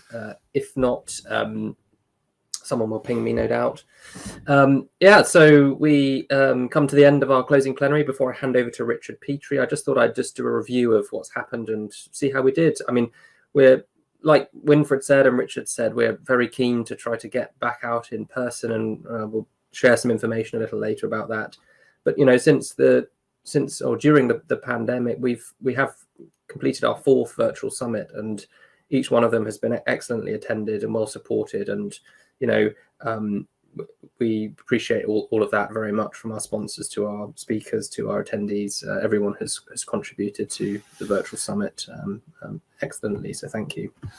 About this summit, well, another fantastically attended event, 783 registered attendees. We had 9 sponsors, over 70 sessions, and 16 award winners, so thank you all very much for that. And again, it's great to see Building Smart in such a great place in terms of these numbers that we can talk about, which is great. Some other things quite interesting I thought I'd share. We have a really good attendee score. I think we haven't had these analytics before because it's a new platform. Over the 2 weeks, the average time spent is over 17 hours on our platform, looking at various sessions or the content. So we understand that 2 weeks, not everyone's going to sit there for the whole time, and it's a long period of time. But either way, the average time across all of those 783 is 17 hours. So we hope that provides value for people. It's a lot of content we provide, and a good turnout rate essentially as well. There's some numbers on the left, top areas of attendees, obviously keynotes, and then go through the various rooms. But again, these are also provided as on-demand material, so we expect these numbers to continue to grow, and it's one way of sharing everything that we do and getting more engagement. Nothing happens at Building Smart without engagement, commitment, and contribution. So, and that's for everything that we talk about. So it's the same principle. So the more we can share that, the better. I thought I'd also share the most active attendees here.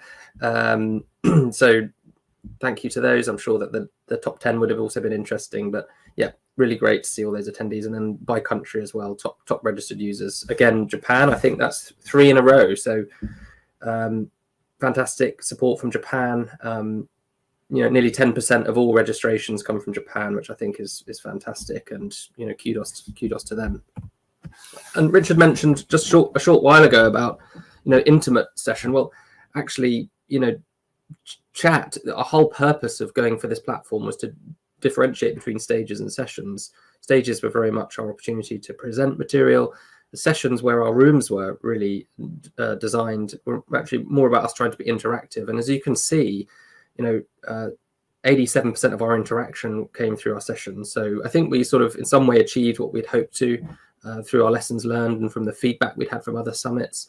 It's not going to replace being sat in a room, but at the very least we were able to provide a slightly more interactive service to everybody, and it was nice to reflect that in the numbers that we shared. Just wanted to remind everyone that these things get posted pretty much that day.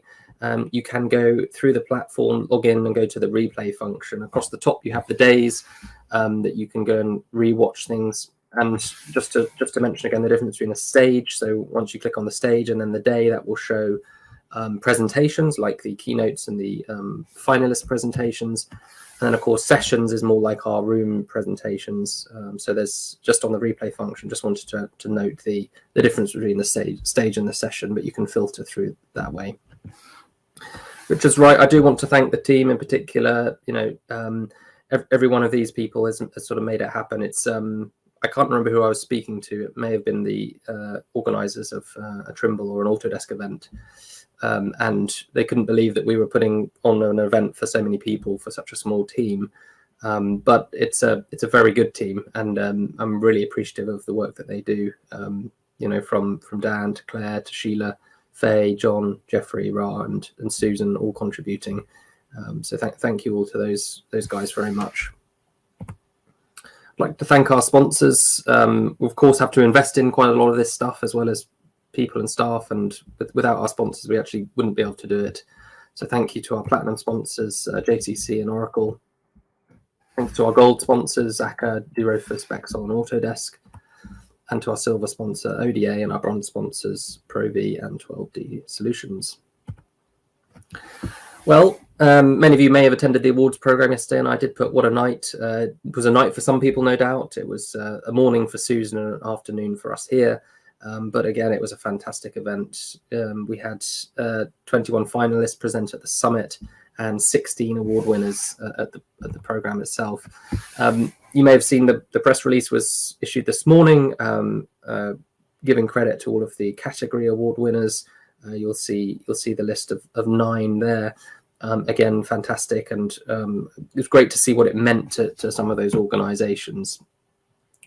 We have our special mentions as well as part of the program, and again, congratulations to those organisations, and of course to our finalists. So it is also quite an achievement to make it as a finalist on the program. So again, congratulations to our finalists, and thank you to our jury. Basically, I mean, it is no small feat being a jury member, but I hope that representing your flag and your country does your chapter and your region proud. So thank you again for that.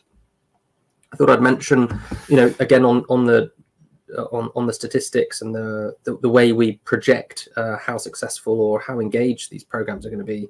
You can see the growth in the number of submissions. So encourage everybody to submit for next year. We will be adding new categories, so hopefully that will help. And we always look to refine the program. But again, 2014 there was 12, and we had 133 initial submissions in 2021. So very happy with that. And I'm hoping you can hear this. If not, someone, Dan, maybe just text me on WhatsApp. But this was from yesterday's program, and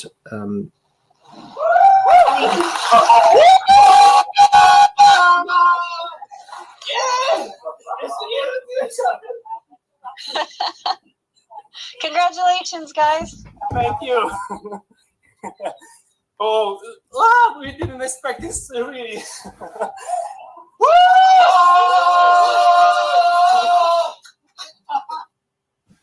And really, part of what we do is to enjoy that reaction, and it means a lot to everyone when you see that. And this project in particular, contributions to the community, again, a very worthy winner, and something that the jurors felt really deserving of an award. So we do it for that. We do it for spreading the awareness of, as Patrick said, the IFCs are really working today, and all the services that we provide. So yeah, I thought that was a great thing.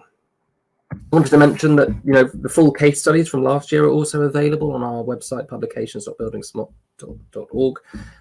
These full case studies are from the program last year, and we've already begun work on the awards brochure for 2021. So all the projects that just were part of this program are already being worked on as we speak. So this is really good news, and I do encourage you to check those out and share them. Well, we have completed our 4th virtual summit, but we are planning on moving to physical events next year. So it's quite exciting. We plan on having a summit in Rome in March, provisional dates of the 28th to the 30th of March. We will confirm that. That is not confirmed, so don't book your travel or your tickets yet, but we're planning on doing that in March, and we hope you can join us for the physical event. Obviously, situation dependent, it may change, and we're all very aware of that, but at the same time events are starting to happen, and we're very keen to get back out there. Also planning for a summit in Montreal in Canada in the autumn, so this time next year we do hope to be in Montreal. I do hope that is a picture of Montreal. I have done it once where I've googled an image of a place and it turned out not to be the place, but anyway, we do plan on being in Montreal, where we would have the live awards event again in a year's time. So we hope that you can plan to be there in Canada and in Italy. Well, with that, I'd like to say thank you very much. And before we finally wrap up, I would like to hand over to Richard, who's also got some closing remarks as well. Aidan, thank you very much. Very pleased to be here at the end of what a fantastic summit I think we've had. I'm really impressed by all the content, and I think that what I would say is the maturity of much of the discussions and the content we're seeing. So a real privilege to have this slot at the end to wrap up. Yeah, very good, Dan. Thank you. So that all happening magically. I've called this sort of reality on display. Those of you who were there at the beginning may have noted that my opening plenary session was a vision to reality. I really do think we've seen a lot of good demonstrations of the product of our work in Building Smart on display in this summit. And good progress in generating meaningful output from the discussions in the room. So I wanted to pick that out in the theme for this summit. I really want to reflect. We've had great attendance. Aidan's shown you that, nearly 800 attendees. A lot of the work that we've been on display is the result of the hard work of our project teams, of our rooms leaders, and it's really very important to understand the fabric and organization of Building Smart that leads up to the sort of fantastic display of activities that we've seen today. So I want to call out everybody really, speakers, jurors, our members and sponsors, the people who support everything we do, believers, leaders, chapters, especially the summit team and the awards team. Everybody has done a really fantastic job consistently over, I would say, years now in building up and increasing the sort of thoroughness with which we're doing things and the quality of our output. And I really think that is showing real tangible results. So it's really important to recognize it. And I'd also like to use this presentation now to summarize some of the key things I've seen through this summit. First of all, since COVID, the pandemic hit, I'd just like to put on there that we've done 2 months of online summits. That's an awful lot of work from everybody. And it shows the progress to some extent that our rooms are making in the content that has been available. So this statistic for me summarizes, not just the quality and the effort of the online events, but also the good progress and quality output that we have to fill these summits. Pulling out some of the reflections on this summit, and I might come back to some of this, but I think this, building on this idea that Building Smart is the place to provide the tools and capabilities you need to control your digital destiny. And I think that will go on to be an increasingly important value that we provide to our community. I really want to pull out the best practice examples shared in the awards program. They were fantastic and great to see so many of those coming forward I think, incredibly important for, let's say, people who don't understand what we're doing so well to have those real tangible examples. What we're continuing to see is the progress of our work from standards into services, and I think that's also really, really heartening. I can see this sort of growth of our platforms now with this major milestone of ISC 4.3, and Tiina and the infrastructure community were rightly very, very proud of the progress we're making with that milestone, which has been really committed over a long period of time by that whole community. So, really a global viewpoint is important. And I was really delighted by this the presentation from some of the people who joined us from Chile, where they were just really making practical, honest use of IFC in the way that we, I think, all intend. And for me, that was really, really exciting to see the use in real practice by the people in Chile of IFC to fulfill their business needs. Brilliant, brilliant, absolutely brilliant. I want to come back to sort of bang on the themes that I think these drivers that are really behind everything what we're doing at the moment. The need for data flexibility, good quality, highly governed data to drive productivity improvements and to help us all achieve the sustainability goals we all face. I am immensely proud of the growing number of mandates for IFC around the world. And it's important that we, through our chapters, support those people trying to use and adapt and deploy the standards we create. So I thought that initiative from the infrastructure room to reach out to chapters and to discover what help chapters need was a really important step. I do encourage chapters to engage with the infrastructure room in that initiative. Very much encouraged to see the growing interest in our work from Latin America and the representations that we're receiving from that continent. Of course, the huge milestone of the ISC 4.3 is a really major milestone for us, and the fact that we're now progressing that to ISO is very important in its own right. And I think it's very exciting that this is really reaching the stage where this is now becoming transactionable for users around the world. So the validation report was very important, and the program of work now being led by the program board for the series of projects is equally important to deliver the final stages and do the, let's say, coordination and the harmonization of all the different elements that need to come together to deliver a high quality standard to ISO. So coming back to this control your digital destiny, it is very much this is the enabling service that we can provide for the whole built asset industry at large. And I think we need to sort of help people realize this really fundamental value that we present in the modern world to all that huge community. Again, I want to really emphasize the awards brochure. This is important because of the content it has and the way we can use this as, let's say, best practice examples and even guides and illustrations for, let's say, new people trying to break into this area and discover how to work with open standards.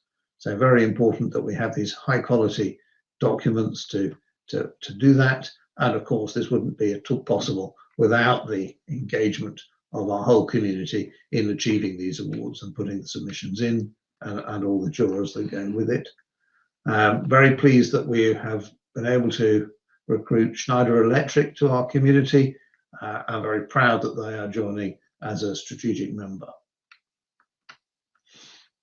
Obviously, that means that we then have a very strong and powerful strategic advisory council, and that in itself, the long and durable nature of the commitments that we've had from these senior members of the industry to help us with our mission, I think is also a testament to the progress we're making. and I thank them very much for their support and commitment. Just picking on some highlights, and I'm afraid these are rather arbitrary, they're not comprehensive, but there are one or two things that delighted me through the summit. This was part of the Sustaining Society session on the opening day. It's Martin Fisher from Ivey in California, and his message here was that without data processes, you can't get results. And he was somewhat shocked that there isn't good data and there aren't clear processes in much of construction today. And his recognition that that is absolutely needed for us to meet the sustainability goals that the industry has is something I'm very keen to pull out.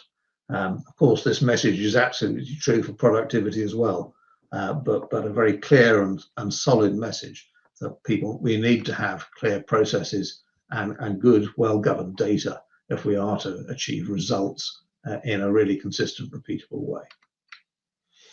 And the message from Anna in the I think client users session around the people and organization element and the importance of change management and the need to help and educate people, and that everybody in this sort of grand mission that we're part of needs to understand what's in it for them. And so that this really emphasizes the leadership challenge that I think our chapters have particularly, in that we all have to work together to deliver a really coherent message to the people who don't understand about the importance of what we're doing or how to use the standards, and to help them understand and bring them on board. And that there's a big role in terms of people and organizational development that chapters need to support in their different territories. Just coming back to the Parpro example, I really loved the fact that they had really taken IFC and recognized that they couldn't afford all the licenses from vendors. They had a vast teams that needed, if you like, much more simpler tools to use, and therefore they just worked directly to build a specific tool in IFC. Brilliant, really an exciting development, and I think confirmation of some of the things we're trying to achieve. And for me, the other one I pulled out here is this BIM to GIS story, or perhaps it's GIS to BIM. But I think really exciting developments going on in this arena at the moment that I think will open up the discussions and lead to a much fuller understanding of how to deliver what we need to deliver in terms of BIM and GIS interoperability, and how that really works. I have a sense that we need to get into the granularity here before we can really put in place the standards for that. But it's very exciting to see what I thought was some really meaningful progress being made in that area in the presentation from Esri earlier on.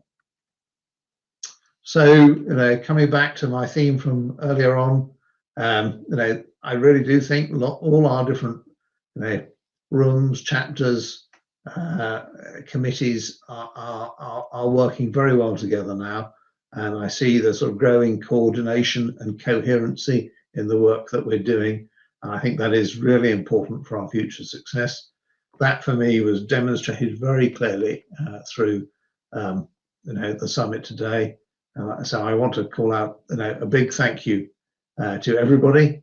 Actually, I also want to make a very special thank you to my direct team, to Aidan, Richard and Leon, who are really taking a lot of the leadership burden now.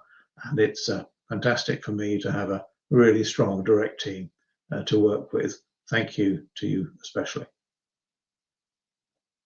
I think that's it from me, Dan. Thanks, Richard. Appreciate that. Great words and great way to wrap up. I think continue to get these interesting, statements throughout the whole event that we ought to pick out and reinforce. But I think we're talking to the converted here, but you know, again, undoubtedly the converted, as we had there, the believers. But you know, it's an exciting time, and I guess looking forward to meeting people in person in March and October next year. Absolutely looking forward to meeting people in person as soon as possible. Yeah, and maybe just invite Dan up just to say a couple of words. You've all probably been speaking with Dan. I just wanted to say to Dan, you know, come up here and thank you for all the hard work you've done behind the scenes. Appreciate it. Yeah, no problem at all. And just to reiterate what you've said as well, I'm looking forward to actually meeting people, because for most of you it's seeing people again, but for me it's actually meeting people. I've only just about met the team at buildingSMART, which only comprises 9 of us. So. Yeah, and you've been here a year, so that'll be great. Well, it's a huge amount of work that's needed to operate these platforms and to coordinate all the different videos and speakers in a timely way. And I really appreciate that. Actually, this has been completely seamless from my point of view, and not something I've had to worry about at all. So that's a real great pleasure. It makes these events much more enjoyable from my point of view, and to know we've got that strength of team down and all the others that work with you. I really appreciate that support. Excellent. Great. Well, I think on that we will wrap up our 4th International Virtual Summit, and would like to thank everyone for their attention and for their interest, and we look forward to seeing you at the next events coming up, and keep an eye out for our channel. There's plenty of things going on, more interesting things to join in with, and we look forward to speaking with you all soon. So thank you all very much, and have a good rest of your day. Thank you. Bye-bye. Bye-bye.